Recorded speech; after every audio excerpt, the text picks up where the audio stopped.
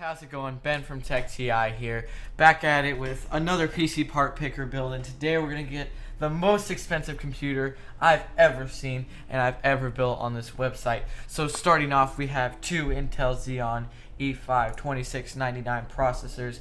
These are just crazy 22 cores with hyper threading. It's just, but they don't run too fast. As you can see, 2.2 gigahertz. But we're running some overclocks with our sick Thermal Lake cooler. So we're running two of these bad boys from Amazon. They're like 4.5 grand. We times two, so that's about 9 grand in processors right there already. And we're not even like 3 components into the build, like processor, coolers, or anything. So going next with the Thermal Lake water cooler. It's an AIO cooler, triple rad. It's RGB. I don't know why it's so expensive, but I bought it because it's really expensive. But and the reviews are okay.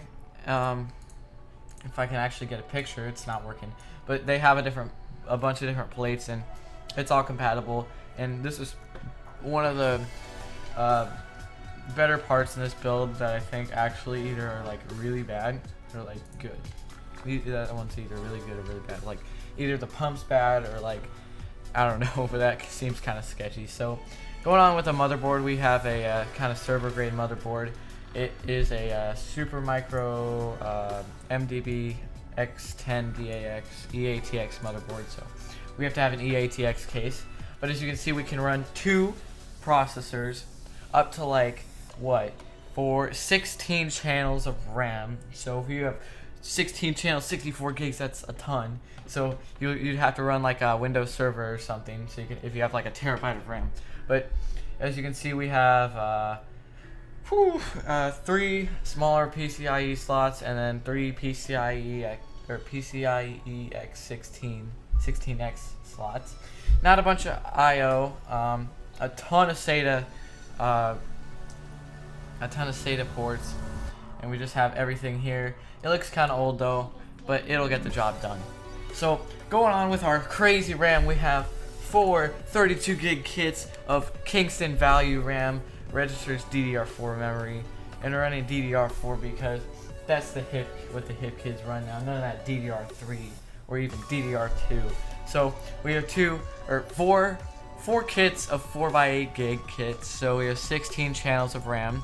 So that's 128 gigs of RAM right there alone. So that's 1 grand in RAM.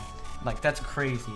I have a 16 gig kit, and that was only like $100. It's just, oh my god. Okay, so just mind blown right there. Going on to the storage, we have I didn't want to add any more storage because they just get too crazy. We have 3 Intel freaking 4 terabyte PCIe storage. They're going for like 7 grand. Let's check this. 8 grand actually. 8 grand in one.